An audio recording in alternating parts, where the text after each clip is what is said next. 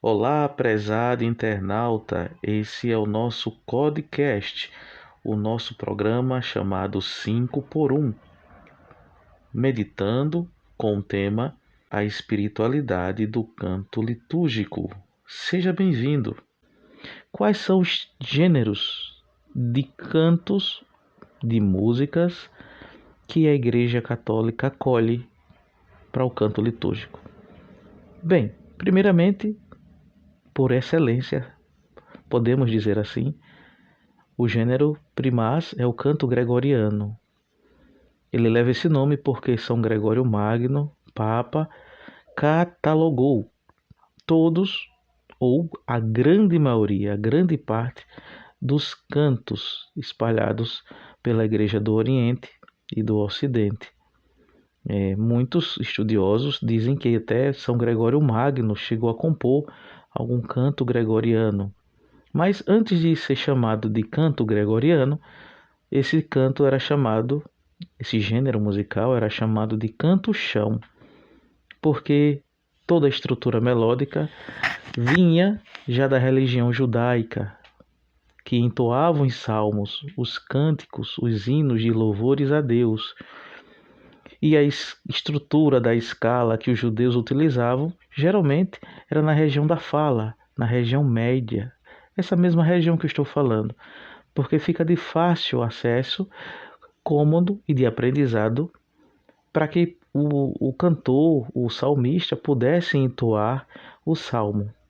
Então, os primeiros resquícios de adaptação da melodia judaica para uma melodia católica, né, se chama de canto-chão. Depois ele vai sendo bem estruturado ao longo dos primeiros 8 séculos e se torna, com essa estrutura melódica, com as escalas, né, da Grécia Antiga, escalas modais, tonais, vão se tornando um canto mais refinado. É bem verdade que o canto gregoriano é um canto experimental, foi feito exclusivamente para oração. Ah, Luciano, e por que só existe esse tipo de canto em latim? Na verdade, existe também com o grego, com a língua grega. Mas observe, o latim e o grego eram as línguas faladas naquele período. Mas isso não quer dizer que o latim e o grego estão mortos, porque todo povo, toda nação possui uma língua, e a língua da igreja, a língua que pertence à igreja, a língua mãe da igreja, não é o português, não é o italiano, não é o espanhol, é o latim. Veja que João, no livro do Apocalipse, vai dizer: eu vi novo céu e nova terra, vi a Jerusalém celeste. A Jerusalém celeste é o novo povo de Deus, é a nova pátria, é a nossa nação. E toda nação tem uma língua, mas isso não quer dizer que a língua, primeiramente, o latim está morto, e nem tampouco que devemos cantar todas as músicas na missa em latim. Não, podemos também cantar na língua vernácula, ou seja, no nosso português. E também não é adequado que se troque o texto do latim, do canto gregoriano, para o português. Se perde a essência. Lembrando que a finalidade do canto gregoriano é ajudar as pessoas a rezarem, porque é um canto experimental. Se você fizer um teste e colocar o canto gregoriano para um pagão, um ateu e um protestante ouvir, certamente eles vão dizer: isso é coisa de igreja católica. Porque intuitivamente as pessoas sabem que o canto gregoriano é uma música feita pela Igreja Católica, para a Igreja Católica. É o patrimônio, é um dos patrimônios da Igreja, é o canto gregoriano. E ele não caiu em desuso, de jeito nenhum. Em meados do século XVIII, surge um gênero musical chamado canção. A estrutura melódica desse gênero musical é algo mais simples, que de fácil assimilação, com notas musicais que geralmente seguem uma sequência de forma ascendente e de forma descendente. E quando essa melodia está atrelada a um texto, a um poema, então isso ajuda a gente a compreender, a entender os sintomas do que a própria canção, que é um gênero musical, quer expressar. A alegria, a tristeza, a felicidade, a dor. Então, nos séculos XVIII, XIX e XX, a canção, como gênero musical, vai ganhando corpo, seja na Itália, com as canções napolitanas, seja na Alemanha, com os Lied, seja na França, com as chansons. E no Brasil, no período modernista, já no final do século XIX e começo do século XX, surgem as canções brasileiras.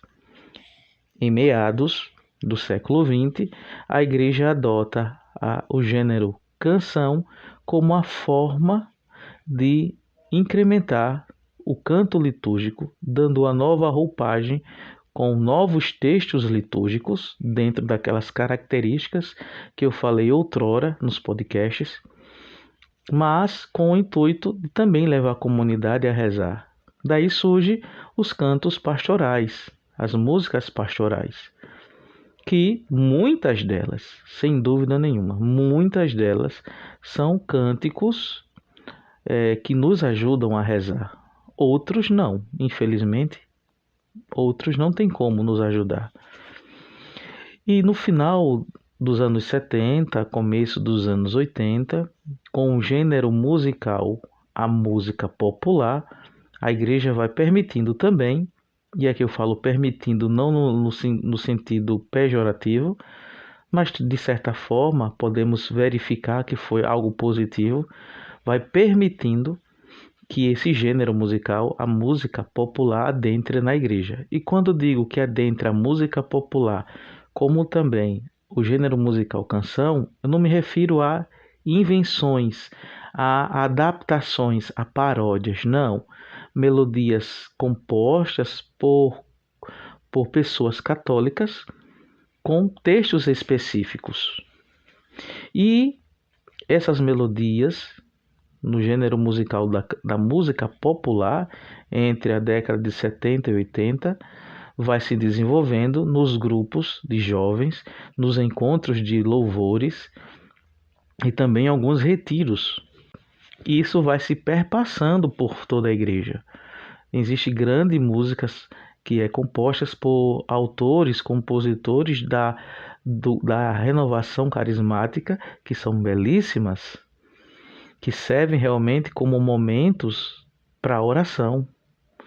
Mas aí, Luciano, desses 3 tipos de gênero, qual se deve escolher para estruturar uma missa, por exemplo?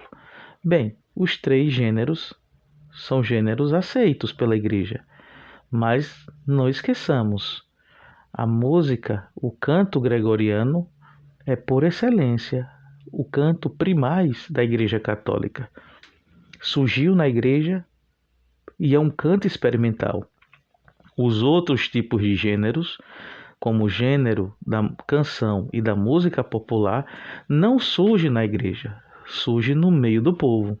E é trazido para a igreja, adaptado para que a gente possa rezar com texto litúrgico, com melodias feitas por compositores católicos. O que eu peço é que sempre você, quando for escolher uma música, você que cuida de algum grupo, de algum ministério, é líder de liturgia, é coordenador, é maestro, use o bom senso. Observe o poema, o texto e também observe a melodia. Nunca use isso ao seu bel prazer, para se beneficiar, porque a igreja não é sua, a igreja não é minha, a igreja é de Cristo. E a ela nós devemos servir. Devemos colocar sempre o canto à disposição da comunidade para que a comunidade possa rezar, para que a comunidade possa cada vez mais encontrar Deus. Não do meu jeito, mas do jeito que deve ser, porque quem move a igreja não sou eu, é o Espírito Santo. Bom, se você não é inscrito no canal do YouTube, aproveite esse momento para se inscrever no Escola Musical Oficial, clica no joinha, clica no sino para receber novas notificações, convida mais pessoas, né? Peço encarecidamente que você convide mais pessoas e divulgue esse conteúdo, que é um conteúdo muito interessante, não só esse, mas tantos outros que se encontram nas duas plataformas, no YouTube e também no Instagram. O Instagram é o @escola.musical. Se você não nos segue por lá, aproveite esse momento para nos seguir e compartilhar também o que nós temos de bom em termos de conteúdo. Um forte abraço.